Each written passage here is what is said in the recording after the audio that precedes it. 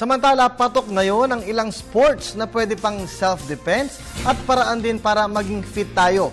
Ito po ang Muay Thai at boxing na sinubukan ng aming kasamang si Elizabeth Gatchin. At narito po ang In Ka Na Ba? In ka na ba pagkat ako'y in na? Nakikipagsabayan na talagang naiiba. Mahilig ka ba sa sports? Naghahanap ka ba ng mapaglilibangan? Hatid namin ngayon ang mga pinakain na sports na tiyak nyong ikaka-enjoy, ang Muay Thai at boxing. Ang Muay Thai ay isang combat sport mula sa Muay martial arts ng bansang Thailand. Gumagamit ito ng stand-up strikes na may iba't ibang clinching techniques. Bakit nga ba ito naging in? Aside for physical fitness, matututo rin kayo kung paano nyo i-depensa ang sarili kahit naman sa simpleng pamamaraan man lang. Especially right now na rampant ang street crime. So, nagmamaita ako dahil kailangan ko maging healthy ang katawan ko.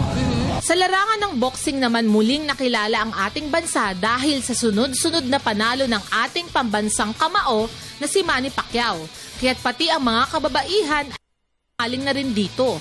Actually, pag-insa nila, parang inano nila na self-defense din nila. Pero gusto din nila na mag-slim yung bodies nila. Mas enjoyable siya compare sa pag mag-gym ka lang. Kasi at the same time, natututo ka na din ang self-defense. Bukod sa pwedeng pangdepensa sa sarili ang Muay Thai at boxing, siguradong paraan din ito para maging fit at healthy.